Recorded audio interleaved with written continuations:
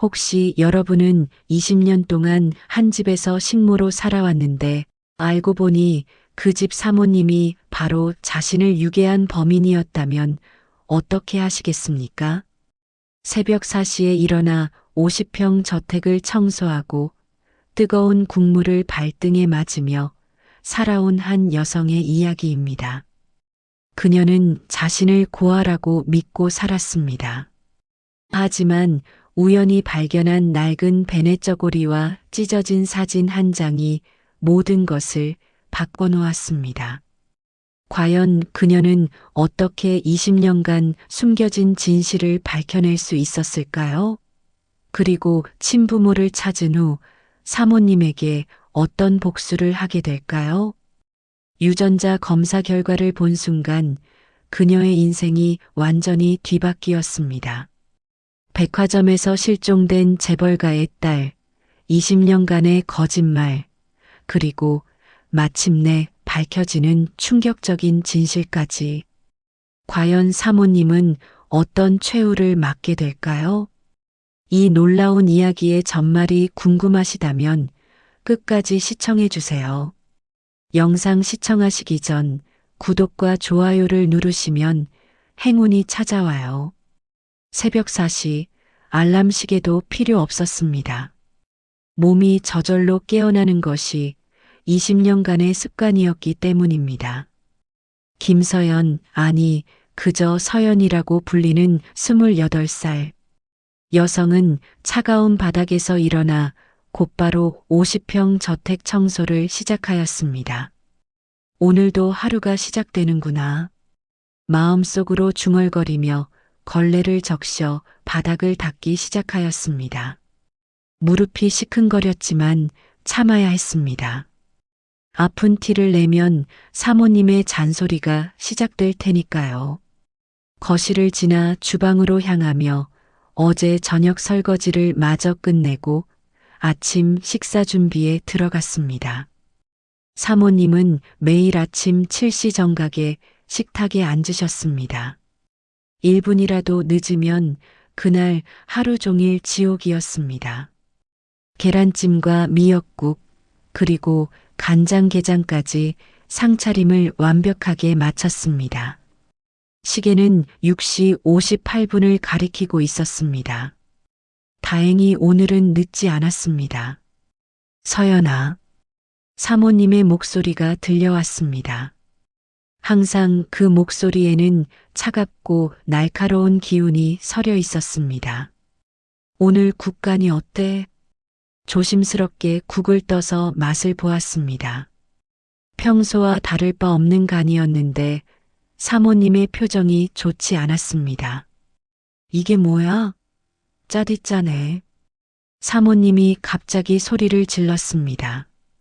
그러더니 뜨거운 미역국을 서연의 발등에 그대로 부어버렸습니다. 으악! 비명을 참을 수 없었습니다. 뜨거운 국물이 맨발에 쏟아지는 고통은 말로 표현할 수 없었습니다. 하지만 사모님의 차가운 시선이 더욱 무서웠습니다. 너 같은 고아를 걷어준 게 어딘데 이렇게 성의 없이 요리를 해? 다시 끓여. 사모님은 그렇게 말하며 2층으로 올라가 버렸습니다. 서연은 발등의 화상을 참으며 다시 미역국을 끓이기 시작하였습니다. 이런 일이 하루에도 몇 번씩 반복되었습니다. 음식이 짜다며 뜨거운 것을 쏟아붓거나 청소가 완벽하지 않다며 다시 하라고 시키거나 조금이라도 잘못하면 하루 종일 밥을 주지 않기도 하였습니다. 오후가 되자 발등의 화상이 더욱 심해져 제대로 걸을 수도 없었습니다. 그러나 사모님에게 병원에 가고 싶다고 말할 용기는 나지 않았습니다. 지난번에 열이 40도까지 올라 병원에 가자고 했을 때 사모님은 진통제 몇 알만 던져주며 이걸로 충분하다고 말씀하셨기 때문입니다. 저녁이 되어서야 잠깐 쉴 수 있는 시간이 왔습니다. 다락방 같은 작은 방에서 서연은 발등에 찬 수건을 올리며 하루를 정리하였습니다. 거울을 보니 여전히 여위고 창백한 얼굴이 비치고 있었습니다. 나는 이 집의 딸이 아니라 그냥 이름 없는 유령이구나. 마음속으로 중얼거렸습니다. 사모님은 늘 서연을 고아를 걷어준 은혜라는 말로 올가매었습니다. 그 말이 너무 익숙해져서 이제는 의심조차 하지 않게 되었습니다. 창밖을 바라보며 자유롭게 날아다니는 새들을 바라보았습니다. 언젠가는 저 새들처럼 자유로워질 수 있을까요? 하지만 현실은 냉혹했습니다. 갈 곳도 없고 의지할 사람도 없는 서연에게는 이곳이 전부였습니다. 그날 밤 잠자리에 들면서 서연은 어린 적 어렴풋한 기억을 떠올려 보려 노력하였습니다. 하지만 8살 이전의 기억은 전혀 떠오르지 않았습니다. 사모님은 어릴 때 교통사고로 기억을 잃었다고 설명하셨지만 가끔 이상한 꿈을 꾸곤 하였습니다. 따뜻한 누군가의 품에 안겨 있는 꿈, 부드러운 목소리로 자장가를 불러주는 꿈 말입니다. 그러나 아침이 되면 또다시 새벽 4시에 알람 없는 기상이 시작될 것입니다. 끝없이 반복되는 청소와 요리, 그리고 사모님의 차가운 시선과 폭언들. 서연에게는 이것이 전부인 줄 알았습니다. 하지만 운명은 곧 예상치 못한 전환점을 준비하고 있었습니다. 봄맞이 대청소를 하라는 사모님의 지시로 서연은 평소 가지 않던 창고까지 정리하게 되었습니다. 먼지투성이인 창고 깊숙한 곳까지 들어가 오래된 상자들을 하나씩 정리하기 시작하였습니다. 이건 또 뭐지? 구석진 곳에서 낡은 나무 상자 하나를 발견하였습니다. 상자는 자물쇠로 잠겨 있었지만 녹이 슬어 쉽게 열렸습니다. 그 안에는 예상치 못한 물건들이 들어 있었습니다. 작고 노란 베네 저고리 하나와 찢어진 사진 반쪽이 보였습니다. 베네 저고리는 분명 갓난아기가 입던 것 같았고 사진은 한쪽이 깔끔하게 잘려나간 상태였습니다. 사진 속에는 예쁜 여자아이 하나가 웃고 있었는데 뭔가 낯익은 느낌이 들었습니다. 이 아이가 누구지? 서연은 사진을 자세히 들여다보았습니다. 그 순간 이상한 기분이 들었습니다. 마치 거울을 보는 것 같은 느낌이었습니다. 아이의 눈매나 미소가 어딘지 자신과 비슷해 보였습니다. 갑자기 문득 사모님이 가끔 중얼거리던 말이 떠올랐습니다. 그때 그 일만 아니었으면 백화점에서 같은 의미 모를 말들이었습니다. 그때는 대수롭지 않게 넘겼는데 지금 생각해 보니 뭔가 이상했습니다. 베네 저고리를 만져보니 부드러운 천재질이었고 작은 자수로 사랑하는 내 딸이라는 글자가 새겨져 있었습니다. 서연의 가슴이 두근거리기 시작하였습니다. 이 물건들이 왜 사모님 집 창고에 있을까요? 그날 저녁 서연은 평소보다 더욱 조심스럽게 집안일을 하였습니다. 사모님의 표정과 행동을 유심히 관찰해 보고 싶었기 때문입니다. 마침 사모님이 친구와 통화를 하고 계셨습니다. 응, 그래. 그때 그 백화점 일 정말 완벽하게 처리했어. 사모님의 목소리가 거실까지 들려왔습니다. 서연은 설거지하는 척하며 귀를 기울였습니다. 아무도 모르게 했으니까 걱정하지 마. 20년이나 지났는데 누가 알겠어? 사모님이 계속 통화를 이어갔습니다. 그 아이는 지금 우리 집에서 잘 크고 있어. 아니, 정확히는 일만 시키고 있지만. 그 말을 들은 순간 서연의 손에서 그릇이 떨어져 바닥에 깨져버렸습니다. 그 아이라는 말이 혹시 자신을 뜻하는 건 아닐까요? 백화점에서 무슨 일이 있었던 걸까요? 어머, 뭐야? 그릇 깨지는 소리네. 나 먼저 끊을게. 사모님이 통화를 마치고 주방으로 오셨습니다. 서연아, 뭘 그렇게 덜렁거려? 죄송합니다. 손이 미끄러져서.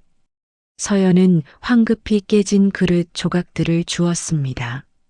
하지만 마음은 온통 방금 들은 통화 내용으로 가득했습니다. 그날 밤 잠자리에서 서연은 여러 가지 생각에 잠겨 있었습니다. 창고에서 발견한 베네 저고리와 사진, 그리고 사모님의 이상한 통화 내용까지 뭔가 연결되는 것 같으면서도 명확하지 않았습니다. 어릴 적 기억을 애써 떠올려 보려 노력하였습니다. 그러자 어렴풋하게 따뜻한 손길의 기억이 떠올랐습니다. 사모님의 차가운 손과는 전혀 다른 부드럽고 따뜻한 누군가의 손이었습니다. 그리고 달콤한 목소리로 자장가를 불러주던 기억도 있었습니다. 엄마. 무의식적으로 그 말이 입 밖으로 나왔습니다. 하지만 곧 고개를 저었습니다. 사모님이 엄마라고 하셨으니까요. 그런데 왜 이렇게 다른 기억이 떠오르는 걸까요? 다음 날 아침, 서연은 인터넷을 검색해보고 싶은 충동이 들었습니다. 하지만 이 집에는 컴퓨터가 사모님 방에만 있었고 서연은 절대 들어갈 수 없는 곳이었습니다. 휴대폰도 없었습니다. 사모님이 고아인 주제에 무슨 휴대폰이 필요하냐며 사주지 않으셨기 때문입니다. 하지만 포기할 수는 없었습니다. 창고에서 발견한 그 물건들, 그리고 사모님의 이상한 통화가 계속 머릿속을 떠나지 않았습니다. 백화점에서 완벽하게 처리했다는 말이 무슨 뜻일까요? 그리고 그 아이는 정말 서연을 가리키는 걸까요? 서연은 결심하였습니다. 반드시 진실을 알아내겠다고. 아무리 위험해도 이 수상한 상황을 그냥 넘어갈 수는 없었습니다. 혹시 자신이 정말로 고아가 아닐 수도 있다는 희망이 가슴 깊은 곳에서 꿈틀거리기 시작하였습니다. 그날부터 서연의 일상에는 작은 변화가 생겼습니다. 겉으로는 여전히 조용하고 순종적인 척했지만 속으로는 사모님의 모든 행동을 주의 깊게 관찰하기 시작하였습니다. 진실을 밝혀내기 위한 첫걸음이었습니다. 서연은 며칠 동안 기회를 엿보았습니다. 사모님이 잠든 사이 서재에 들어가 컴퓨터를 사용해 보고 싶었지만 워낙 잠이 얕으신 분이라 쉽지 않았습니다. 하지만 기회는 뜻밖의 순간에 찾아왔습니다. 사모님이 친구들과 온천 여행을 가시게 된 것입니다. 1박 2일 동안 집을 비우신다고 하셨습니다. 서연에게는 절호의 기회였습니다. 집 비우는 동안 대청소 좀 제대로 해놔. 돌아와서 먼지 한 톨이라도 보이면 알지? 사모님은 그렇게 말씀하시며 집을 나서셨습니다. 사모님의 차가 완전히 사라진 것을 확인한 후 서연은 2층 서재로 향하였습니다. 평소에는 절대 들어갈 수 없던 금단의 공간이었습니다. 심장이 마구 뛰었지만 참을 수 없었습니다. 서재 한 구석에는 큰 금고가 있었습니다. 비밀번호를 알아야 열 수 있는 전자식 금고였습니다. 서연은 사모님이 평소 자주 사용하는 숫자들을 떠올려 보았습니다. 생년월일, 결혼기념일, 그리고 서연이 이 집에 온 날짜까지 몇 번의 시도 끝에 마침내 금고가 열렸습니다. 비밀번호는 서연이 이 집에 온 날짜였습니다. 그 자체로도 뭔가 의미심장했습니다.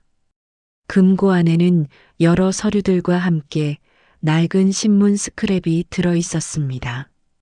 백화점에서 실종된 7세 여아, 수사 미궁 속으로라는 제목의 기사였습니다. 날짜를 보니 정확히 20년 전이었습니다. 기사를 자세히 읽어보니 가슴이 쿵 내려앉았습니다. 실종된 아이의 이름은 이민아, 나이는 7세, 그리고 실종 당일 입고 있던 옷은 노란색 원피스였습니다. 서연이 창고에서 발견한 베넷 저고리도 노란색이었습니다. 더욱 충격적인 것은 아이의 부모님이 대기업 회장님이라는 사실이었습니다. 이민아는 재벌가의 외동딸이었던 것입니다.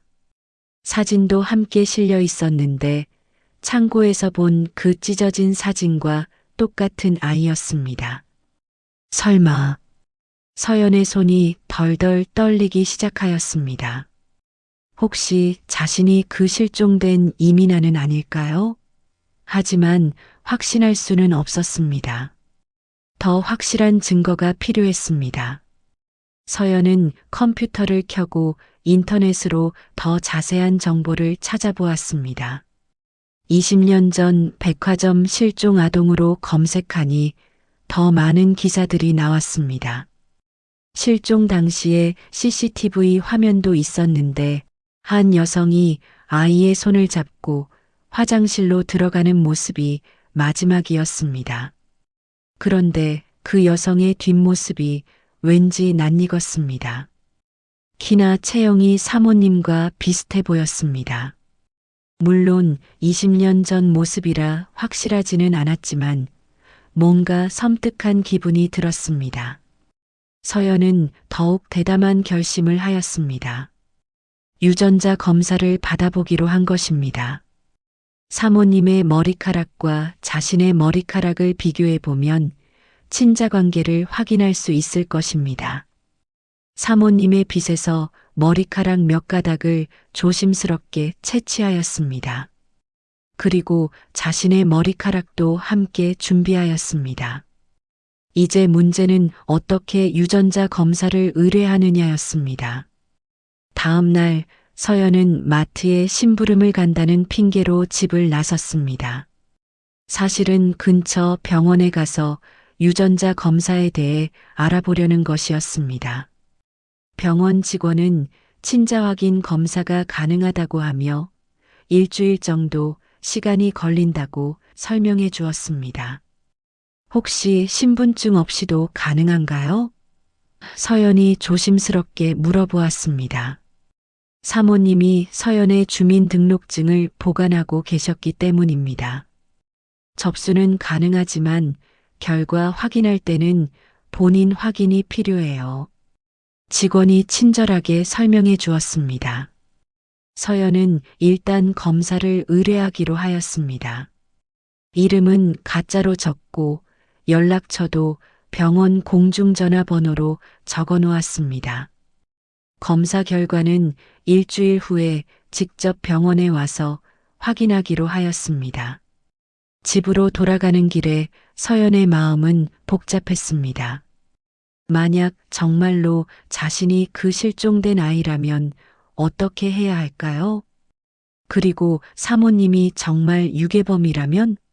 생각만 해도 온몸에 소름이 돋았습니다. 하지만 이제 와서 되돌릴 수는 없었습니다. 진실을 마주할 용기가 필요했습니다. 서연은 일주일 후 그 결과를 보고 모든 것을 결정하기로 마음먹었습니다. 그날 밤부터 서연은 사모님을 바라보는 시각이 완전히 달라졌습니다. 과연 이 여성이 자신을 20년 동안 속이고 노예처럼 부린 진짜 범인일까요? 심장이 터질 것 같았지만 이제는 멈출 수 없었습니다.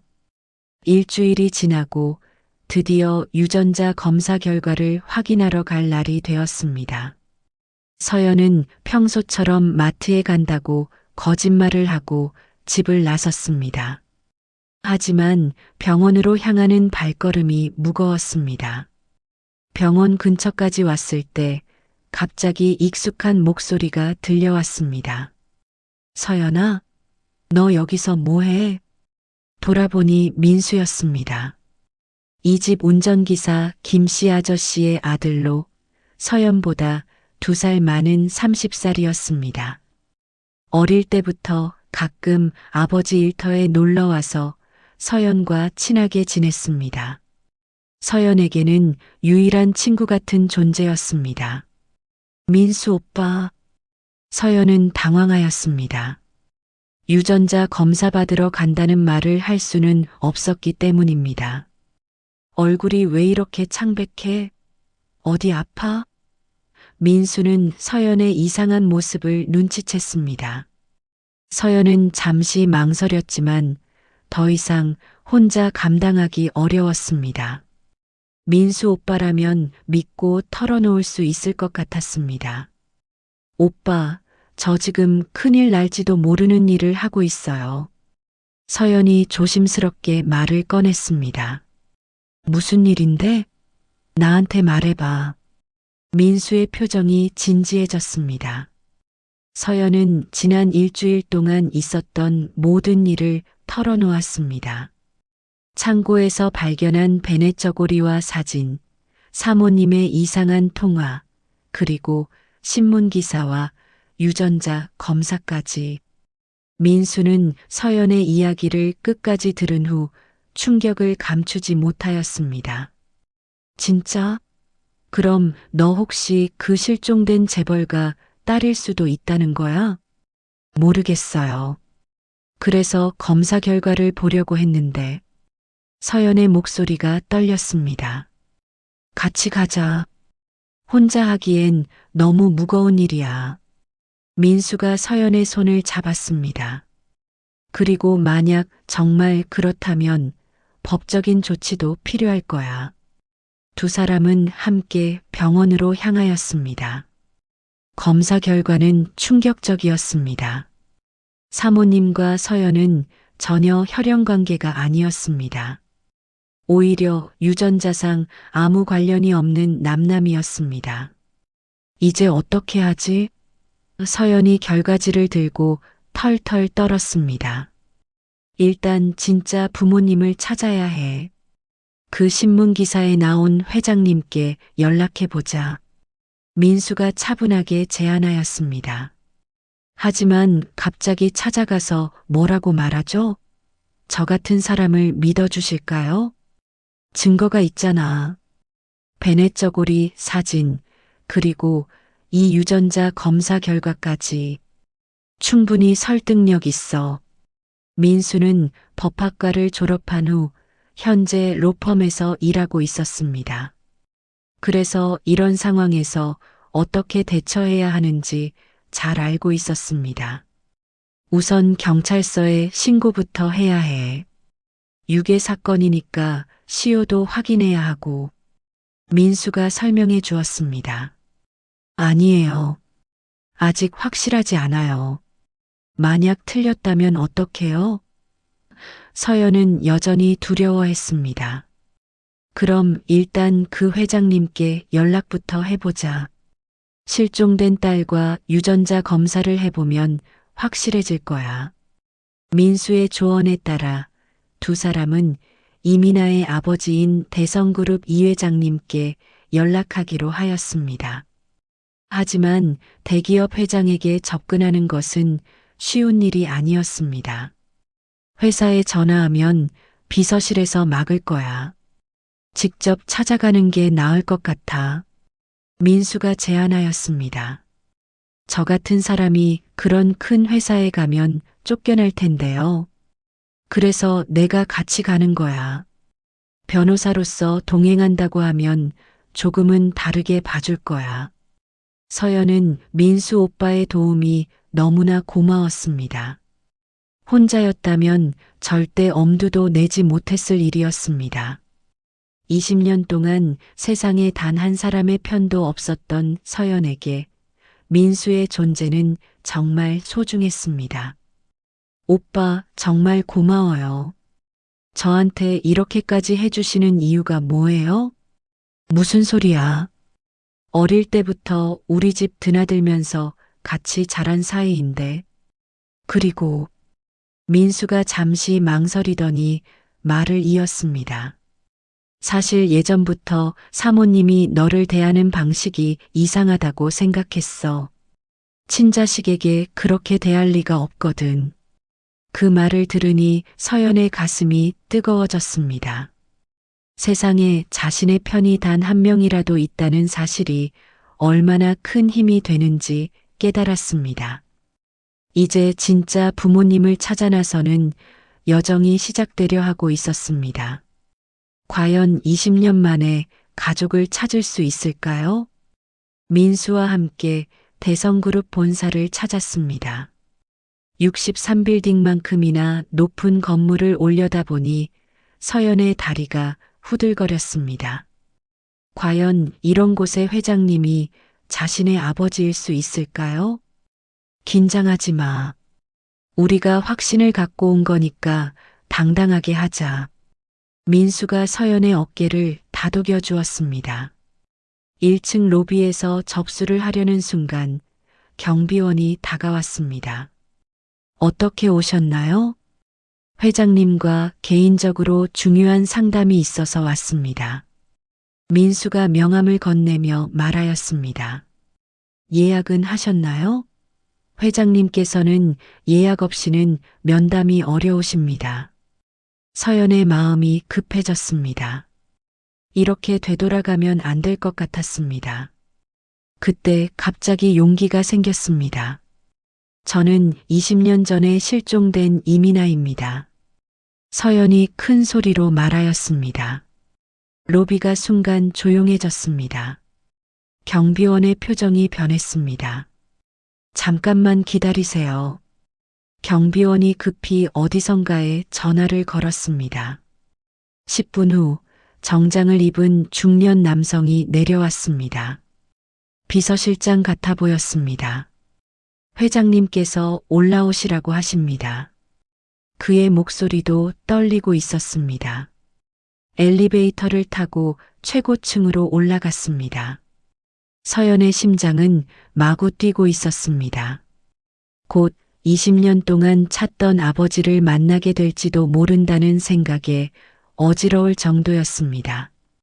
회장실 문이 열리자 머리가 하얀 품이 있는 신사분이 서 계셨습니다.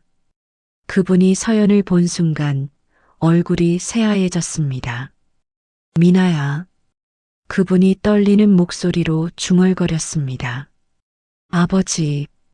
서연도 모르게 그 말이 튀어나왔습니다. 왜인지 이분을 보는 순간 어릴 적 어렴풋한 기억이 떠올랐기 때문입니다. 이 회장님은 서연에게 천천히 다가오셨습니다. 그리고 서연의 왼쪽 귀 뒤를 자세히 보셨습니다. 이 흉터, 4살 때 계단에서 떨어져서 생긴 흉터 맞지? 회장님의 목소리가 더욱 떨렸습니다. 서연은 자신도 모르게 왼쪽 귀 뒤를 만져보았습니다. 정말로 작은 흉터가 있었습니다. 언제부터 있었는지도 모르게 당연하게 여겼던 흉터였습니다. 미나, 정말 너구나. 아빠가 20년 동안 찾았어. 이 회장님이 서연을 끌어안으셨습니다. 그 순간 서연은 어릴 적 기억이 물밀듯이 떠올랐습니다. 따뜻한 아버지의 품 예쁘다고 머리를 쓰다듬어 주시던 손길, 그리고 아빠의 공주라고 불러주시던 목소리까지. 아버지, 정말 아버지세요? 서연은 눈물을 펑펑 흘렸습니다. 그럼 내 딸이야. 20년 동안 어디 있었니? 얼마나 찾았는지 몰라.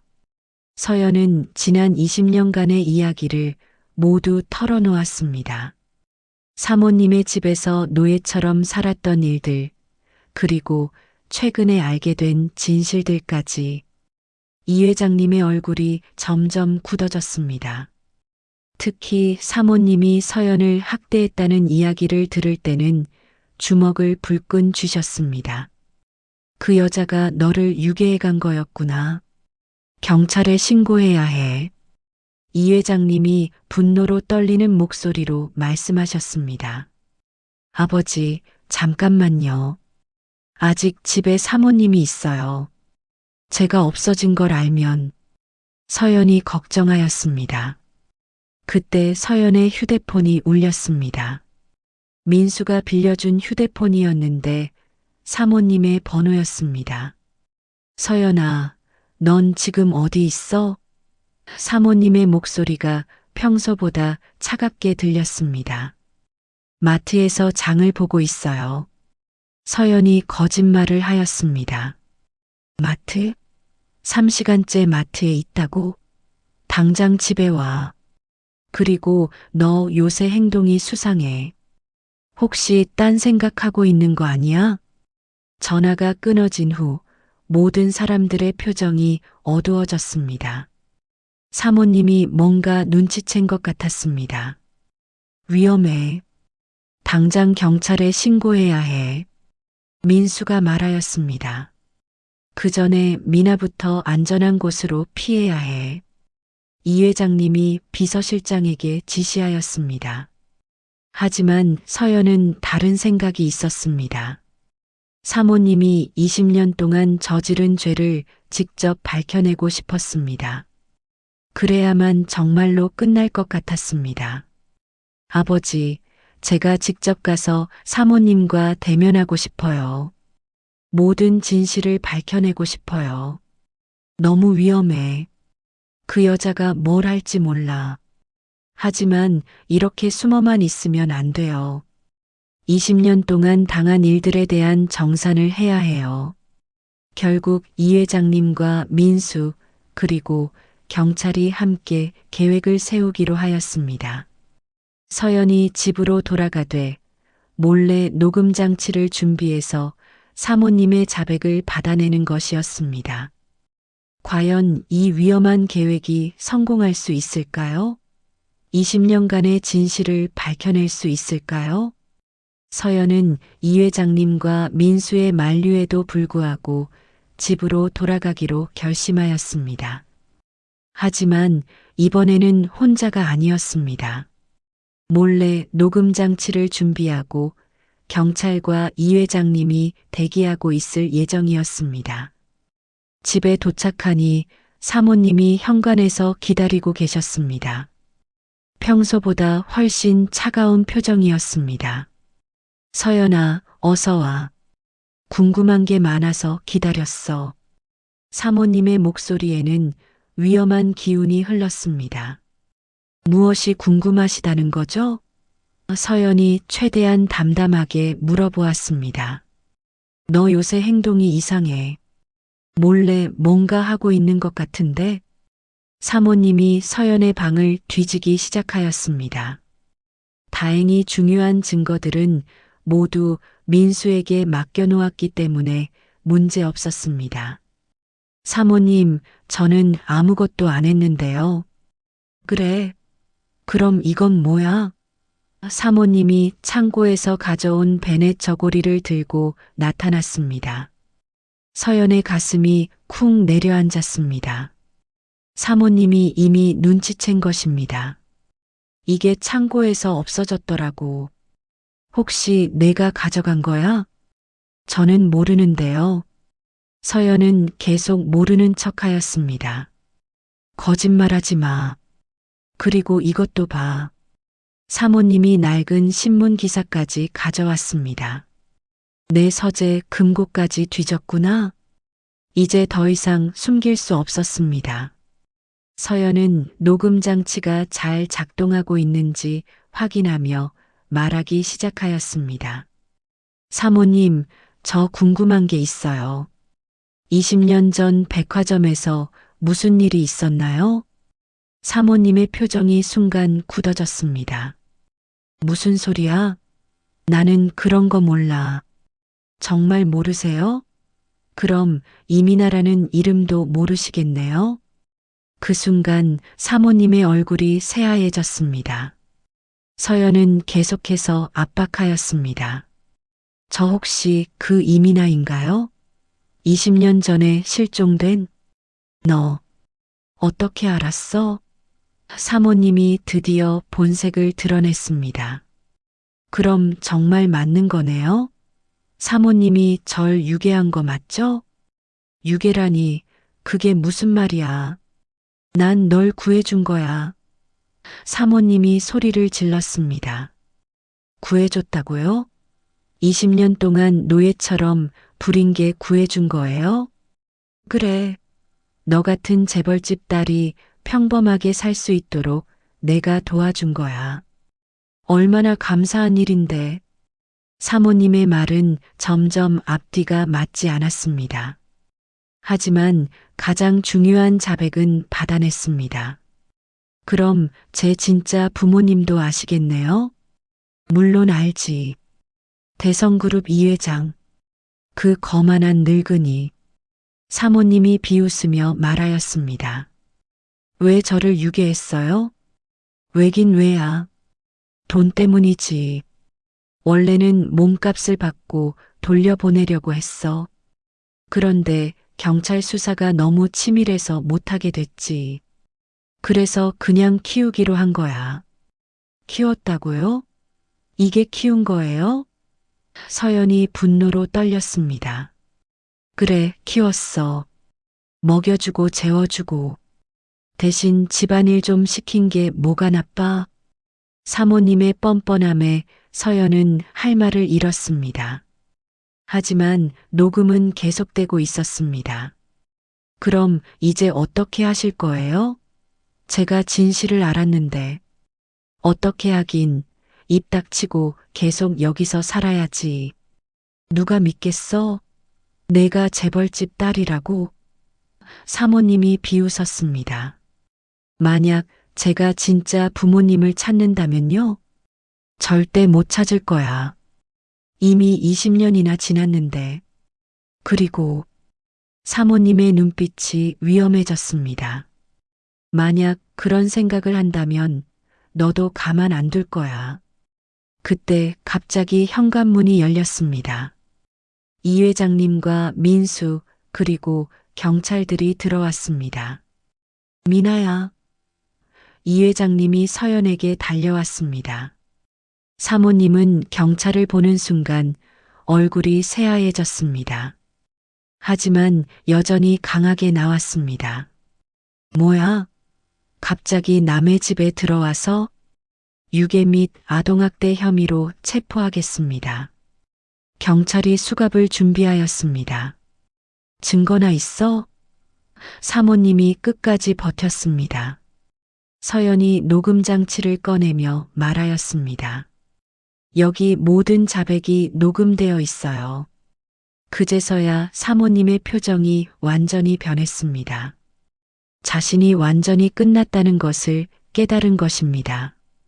20년간의 거짓말이 마침내 끝나는 순간이었습니다. 서연은 진짜 아버지의 품에 안기며 눈물을 흘렸습니다. 이제 정말로 자유로워진 것입니다. 사모님이 경찰에 체포된 후 서연은 이 회장님과 함께 새로운 삶을 시작하였습니다. 하지만 법적 절차가 진행되는 동안 한 가지 더 해야 할 일이 있었습니다. 다음 주가 사모님의 생일이었습니다. 원래는 크고 화려한 파티를 준비하고 있었는데 이제는 감옥에 갇힌 상태였습니다. 하지만 서연에게는 특별한 계획이 있었습니다.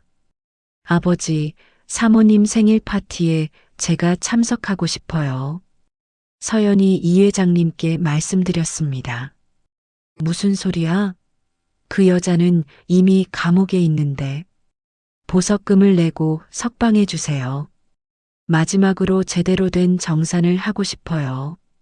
이 회장님은 처음에 반대하셨지만 서연의 의지가 워낙 강해서 결국 허락하셨습니다. 민수도 변호사로서 모든 법적 절차를 도와주기로 하였습니다. 사모님이 보석으로 풀려나자 여전히 자신이 잘못한 것이 없다고 주장하였습니다. 내가 뭘 잘못했어? 그냥 고아 하나 걷어 키운 게 죄야? 사모님은 끝까지 뻔뻔했습니다. 서연은 계획대로 사모님의 생일 파티 준비를 도와주는 척하였습니다.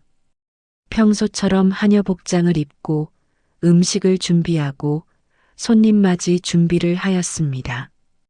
파티 당일 사모님의 친구들과 지인들이 모두 모였습니다. 화려한 드레스를 입은 사모님이 생일 케이크 앞에서 웃고 있었습니다. 모두들 와줘서 고마워. 오늘 내 생일을 축하해 주러 온 거 정말 감사하고. 사모님이 인사말을 하였습니다. 그때 갑자기 현관문이 열렸습니다. 이 회장님과 기자들, 그리고 경찰들이 들어왔습니다. 파티장이 순간 조용해졌습니다. 무슨 일이에요? 손님들이 술렁거렸습니다. 서연이 앞으로 나섰습니다. 하녀 앞치마를 벗어 던지고 이 회장님 옆에 섰습니다. 여러분, 소개하겠습니다. 저는 대성그룹 이 회장의 딸 이민아입니다. 서연이 당당하게 말하였습니다. 파티장이 완전히 뒤집어졌습니다. 사모님의 얼굴이 새하얘졌습니다. 무슨 소리야?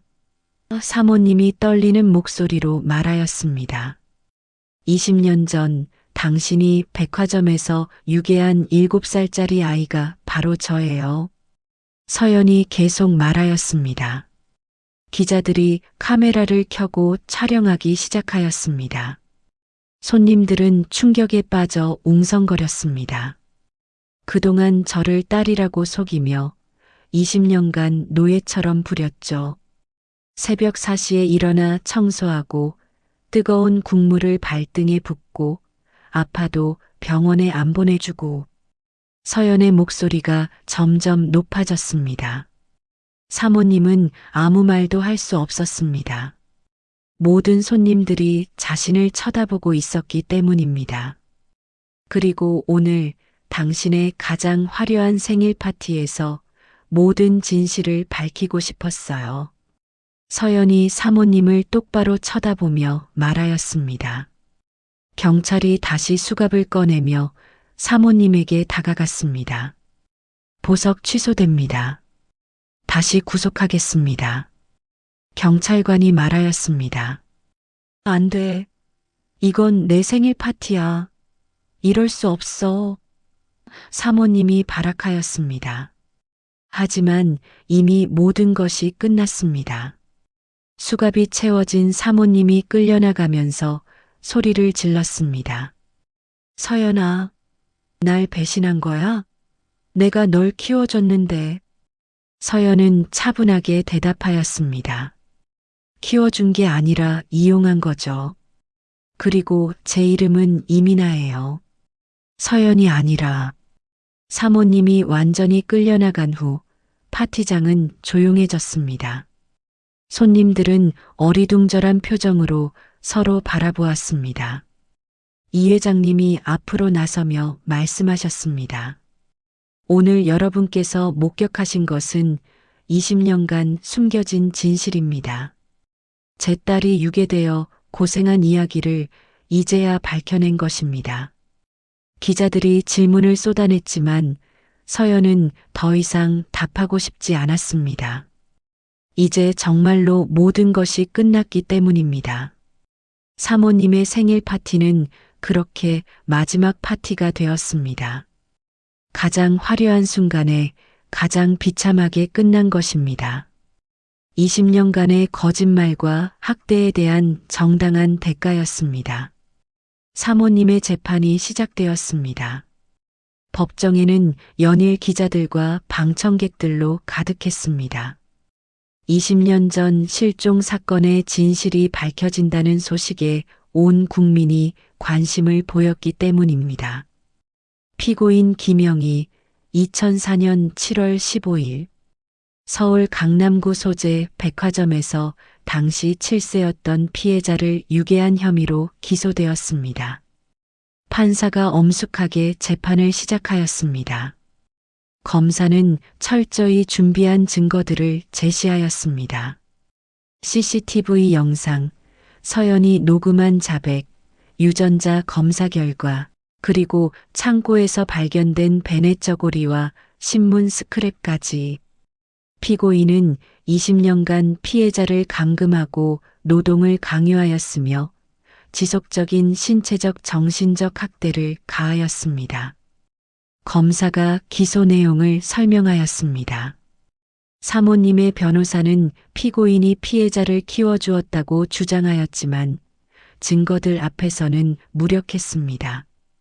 서연이 증인으로 출석하여 20년간의 피해 사실을 증언하였습니다. 새벽 4시에 일어나 저택 청소를 시작하였고 조금이라도 잘못하면 뜨거운 물을 쏟아붓거나 하루 종일 굶게 하였습니다. 서연의 증언에 법정이 숙연해졌습니다. 피해자가 아프면 병원에 데려가지 않고 진통제만 던져주며 평생 고아라고 속이면서 감사하라고 강요하였습니다. 방청석에서 흐느끼는 소리가 들렸습니다. 이 회장님도 눈물을 참지 못하셨습니다. 사모님은 끝까지 자신의 잘못을 인정하지 않았습니다. 저는 그 아이를 구해준 것뿐입니다. 재벌가 딸로 자라면 오히려 불행했을 거예요. 사모님의 변명에 법정이 술렁거렸습니다. 그렇다면 왜 아이의 정체를 숨기고 친부모에게 돌려보내지 않았습니까? 판사가 날카롭게 물어보았습니다. 그것은 사모님은 대답하지 못하였습니다. 재판이 계속되면서 더 충격적인 사실들이 밝혀졌습니다. 사모님이 과거에도 비슷한 범죄를 저지른 전과가 있었던 것입니다. 피고인은 1995년에도 유사한 사건으로 집행유예를 받은 바 있습니다. 검사가 추가 증거를 제시하였습니다. 결국 마지막 변론에서 검사는 무기징역을 구형하였습니다. 피고인의 범죄는 계획적이고 지속적이며 피해자에게 씻을 수 없는 상처를 남겼습니다.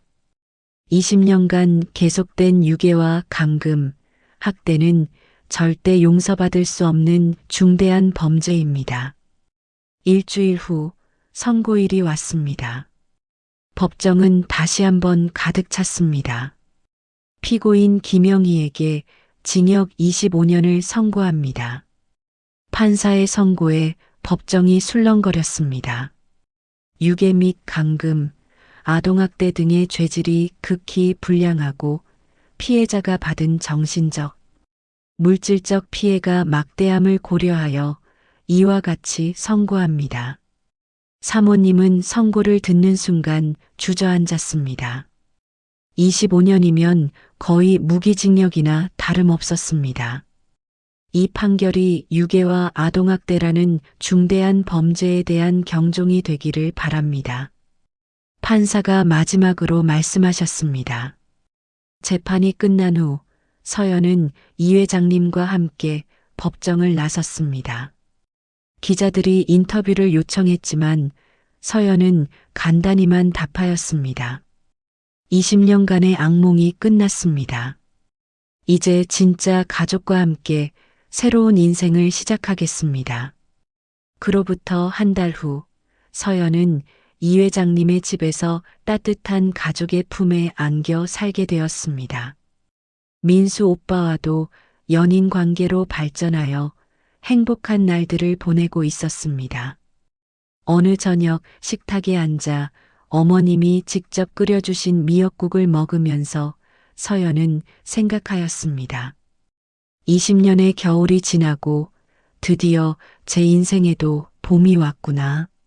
창밖으로 벚꽃이 활짝 피어 있었습니다. 자유롭게 날아다니는 새들처럼 이제 서연도 진짜 자유를 얻었습니다. 과거의 아픔은 서연을 더욱 강하게 만들어 주었고 진정한 사랑이 무엇인지 깨닫게 해주었습니다. 마지막 멘트. 여러분도 비슷한 상황에 놓인다면 어떤 선택을 하시겠습니까? 댓글로 여러분의 이야기를 들려주세요. 서로의 아픔을 나누고 위로할 수 있을 것입니다. 그리고 이런 의미 있는 이야기가 더 많은 분들에게 전해져서 생명의 소중함과 나눔의 아름다움을 함께 느낄 수 있도록 좋아요와 구독 버튼을 꼭 눌러주세요. 끝까지 들어주셔서 감사합니다.